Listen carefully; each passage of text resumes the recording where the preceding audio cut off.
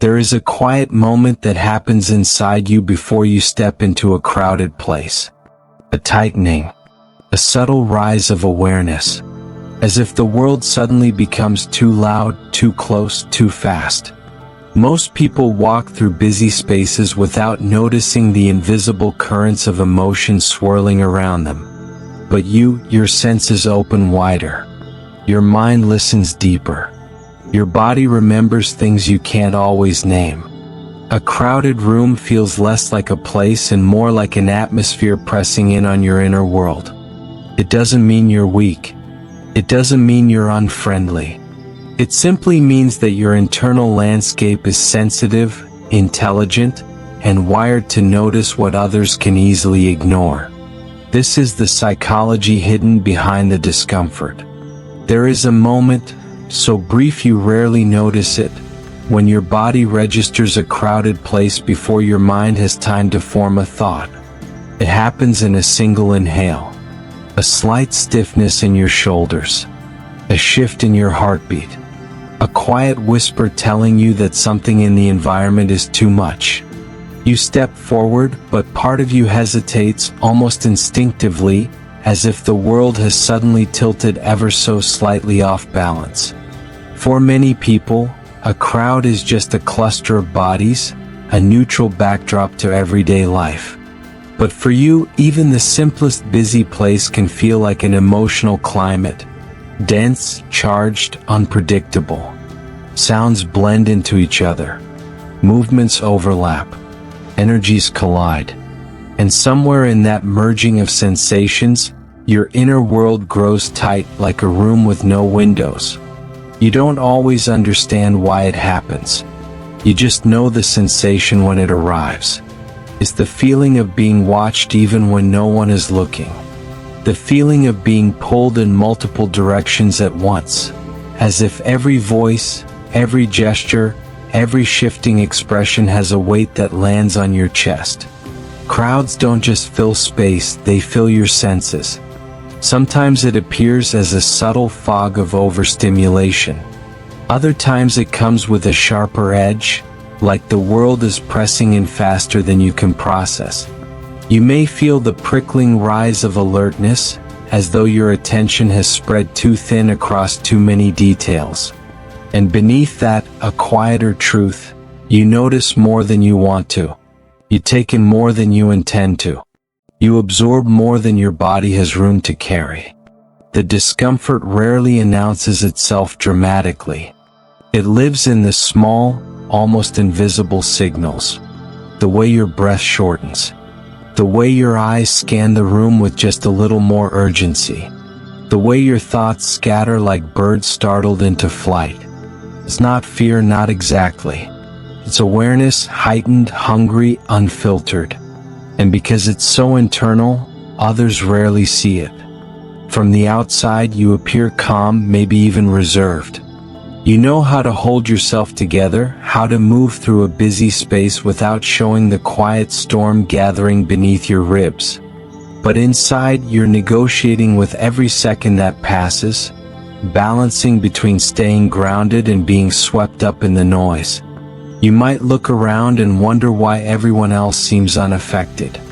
Why strangers move through the same space effortlessly, as if the density of the room never touches their thoughts. And that comparison sometimes makes you question yourself. You might feel odd or fragile or out of place. But this chapter is here to soften that questioning. Because the feeling you experience is deeply human, rooted in sensitivity, perception, and a mind that processes the world with unusual depth. To hate crowded places is not the same as hating people. It is not about disliking company or rejecting human connection. It's about the emotional cost of too many stimuli arriving at once. It's about the psychic pressure of being surrounded by unfiltered energy. When you step into a crowd, your brain doesn't simply register faces and bodies.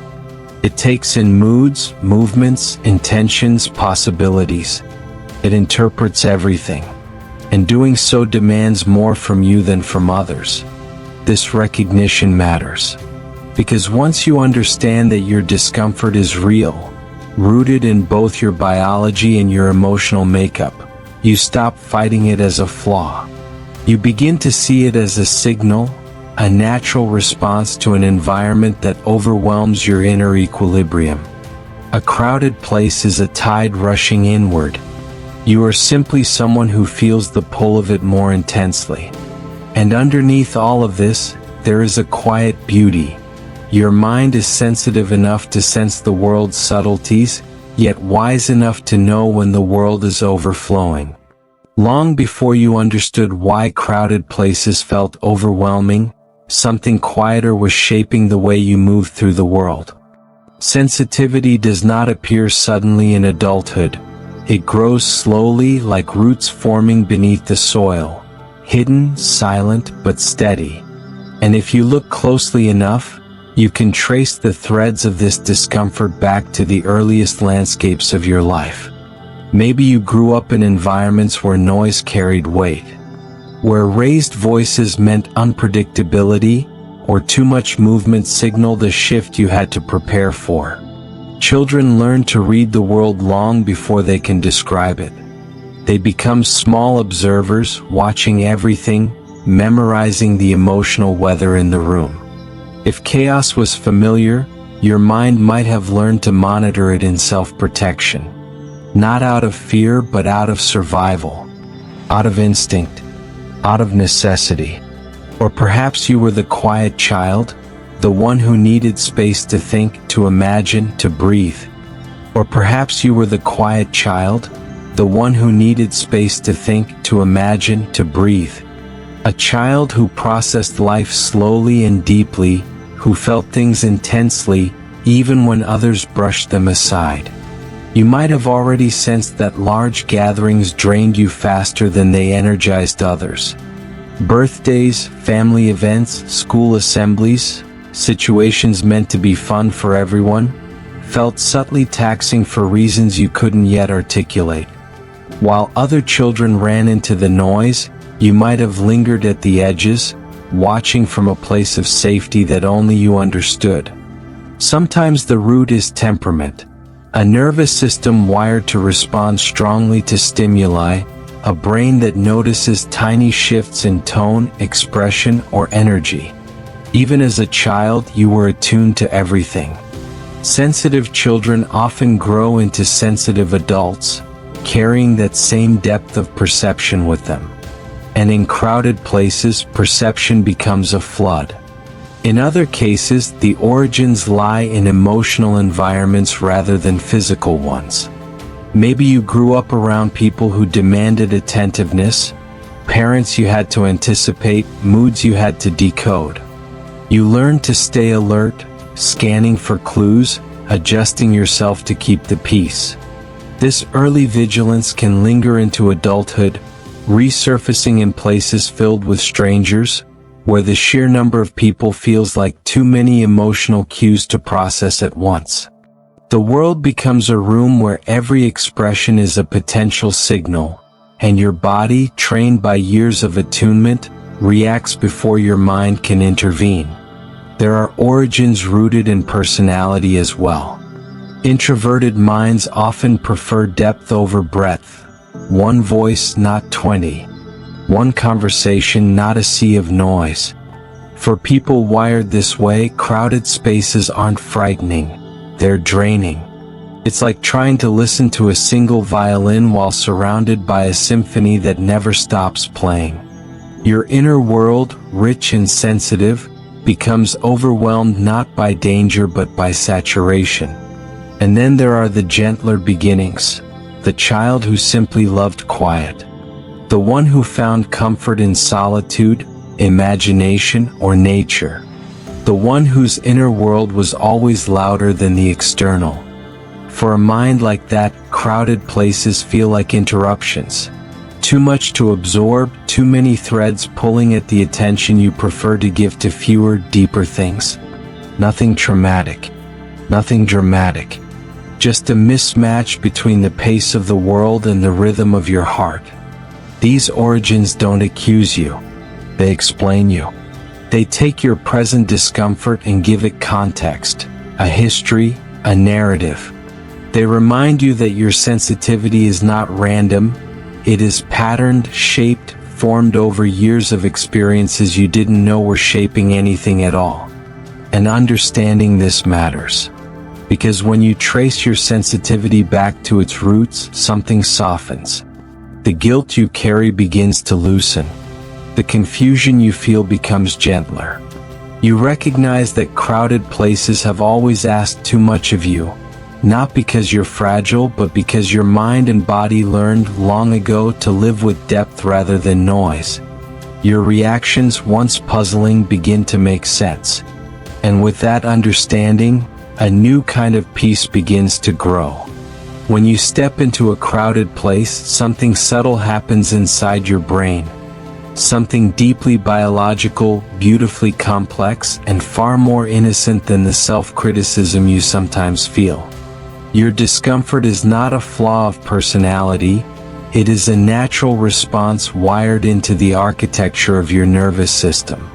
And once you understand the science behind it, the experience becomes less mysterious, less heavy, and far less personal.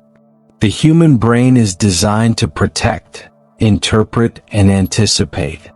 In busy environments, it receives far more information than it can process smoothly.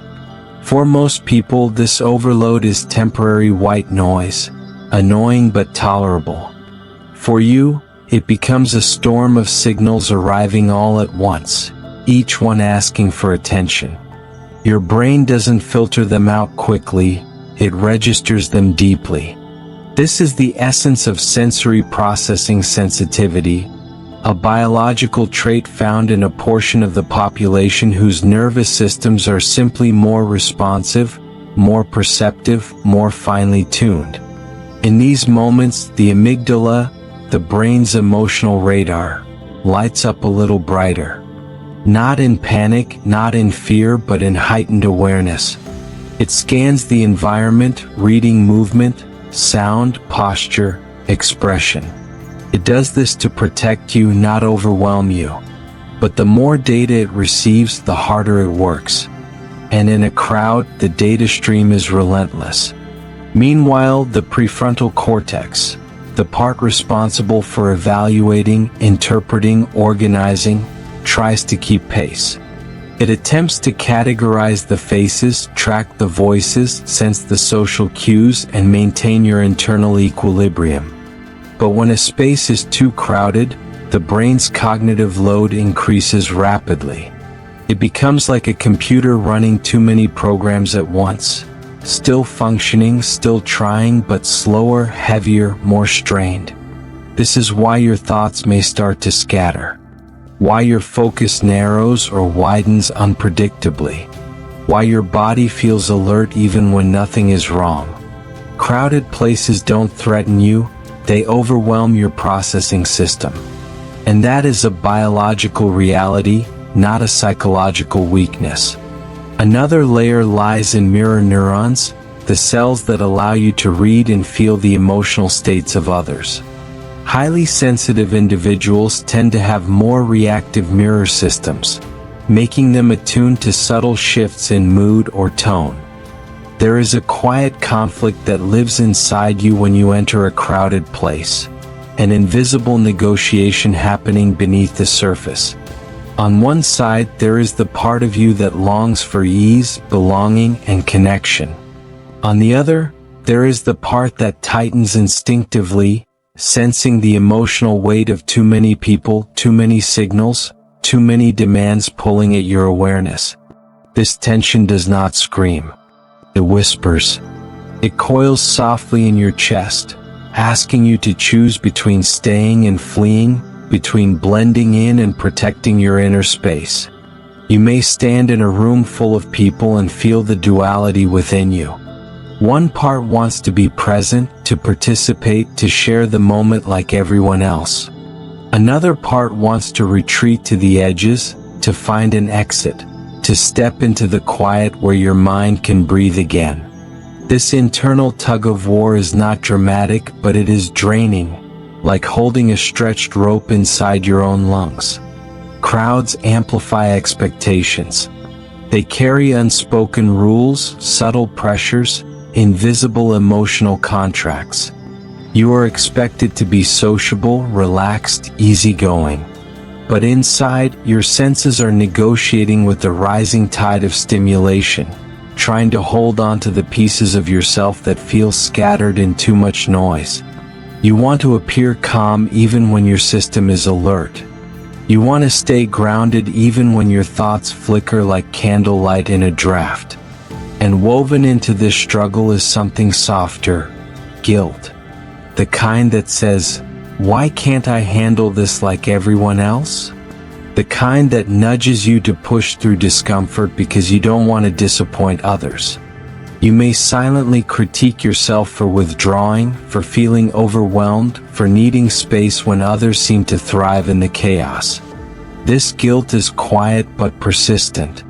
It convinces you that your boundaries are inconveniences, that your sensitivity is a burden, that your reactions must be hidden.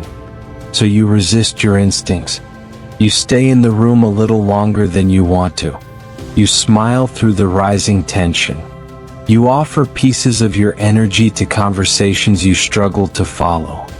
You anchor yourself with practiced composure, even as your thoughts buzz with the effort it takes to remain steady. This resistance is not a sign of weakness. It is a sign of how deeply you try to meet the world's expectations, even at the expense of your own nervous system. But beneath the resistance lies something even more tender: the fear of misunderstanding. You worry that stepping away will be seen as aloofness. You worry that your discomfort will be misinterpreted as disinterest. You worry that people will not see the complexity inside you, the quiet, sensitive calibration that keeps you scanning the emotional weight of the room. So you stay present on the outside while silently drifting on the inside, caught between wanting connection and needing space. There is also a deeper conflict, one that rarely receives words: the conflict between external noise and internal clarity. Crowds blur your thoughts, but your inner world prefers precision, an emotional landscape that needs room to breathe. In crowded places, your sense of self feels diluted, as if the sheer volume of others pulls you away from your center. You resist not because you reject people, but because you fear losing yourself in the noise. This resistance becomes a silent language your body speaks even when your mouth stays still. A tightened jaw, a sharpened focus, a subtle restlessness. All ways your system tries to maintain equilibrium in an overwhelming environment. You may not tell anyone how draining it feels. You may not even tell yourself. But your body knows, and it speaks on your behalf. Understanding this inner conflict is essential, because once you see the quiet battles you fight in crowded places, you begin to realize just how strong you are, not for enduring crowds but for navigating them with such sensitivity. The resistance inside you is not a failure. It is a form of self-preservation, a silent plea for balance, a reminder that your internal world is delicate enough to be disrupted yet resilient enough to keep going. And though the world cannot see this conflict, it is real. It is human. It is yours. There comes a moment, quiet, almost private, when you begin to realize that your discomfort in crowded places is not a flaw to fix but a form of truth. It doesn't arrive suddenly. It unfolds slowly, like dawn creeping across the edges of a dim room. One day you simply notice that the pressure you feel in dense spaces is not weakness, not antisociality, not a failure to adapt. It is your body communicating in its own ancient language. And for the first time you listen. Understanding yourself is not a single realization but a series of small recognitions. You start by noticing how your breath changes around noise, how your thoughts sharpen or scatter depending on the density of the room, how your energy drains or restores based on the balance between solitude and interaction. These patterns, once confusing, begin to form a map. You trace them gently, seeing shapes and reasons where before there was only self-blame. You begin to see that your sensitivity is not a barrier, it is a compass. It guides you toward environments where you feel grounded and away from places that pull you off center. It shows you what your nervous system needs to stay clear, connected, and whole. Where others seek stimulation, you seek spaciousness, and there is a quiet intelligence in that difference. The turning point is not about avoiding crowds. It is about understanding what they take from you and what solitude gives back. You start to notice how deeply you feel the world, how every sound, expression, movement, and emotion flows through you with more intensity than you realized. And suddenly the overwhelm makes sense. It is not an overreaction. It is the natural response of someone whose inner world is textured, layered, and perceptive. This realization loosens the guilt you've been carrying. You stop apologizing internally for needing space. You stop interpreting your reactions as signs that something is wrong with you. You stop comparing your threshold with that of others who simply have different wiring. Understanding becomes a soft balm, a way of offering yourself the compassion you have given so freely to others. You also begin to recognize that your depth of perception is a form of strength. It allows you to sense tension before it surfaces. It gives you the ability to read emotional landscapes with nuance. It helps you connect deeply in one-on-one moments. And it gives you an intuitive understanding of the subtleties many people miss. These gifts, once overshadowed by your discomfort in crowds, begin to come into focus. There is a moment when you realize that your nervous system is not against you. It is trying to protect you. It tightens in crowds because it feels the pressure of too many signals. It seeks quiet because that is where clarity lives. It withdraws not to isolate you but to keep you from losing yourself in environments that move too fast, too loudly, too unpredictably. Your brain is doing its best to help you stay balanced. And once you see that, something inside you softens toward it. At this turning point, you begin to reclaim your sensitivity as something sacred. You no longer force yourself into spaces that deplete you without acknowledging the cost. You no longer shame yourself for stepping away when the world feels too loud. You no longer interpret your boundaries as inadequacies. Instead, you recognize them as the natural contours of your emotional terrain, built not from fragility but from self-awareness. This chapter is not about changing who you are. It is about seeing yourself clearly for the first time. It is about understanding that your sensitivity is not an obstacle to living, but a way of experiencing life with depth. It is about realizing that crowded places take something from you, but quiet places give something back. And once you understand this, you begin to move through the world with a different rhythm. Softer, kinder, more aligned with yourself. The turning point in the end is simply this. You stop fighting your nature and begin honoring it. Once you begin to understand yourself, your wiring, your rhythms, your quiet need for emotional space, life starts to feel different. The world doesn't change. Crowded places remain crowded. Noise remains loud. People still gather in ways that feel dense and overwhelming. But you move through these landscapes with a deeper gentleness toward your own experience. Integration is not about becoming someone else. It is about walking through the world as yourself without apology. There comes a time when you stop forcing your mind to behave like the minds around you. You no longer demand that your nervous system tolerate what drains it.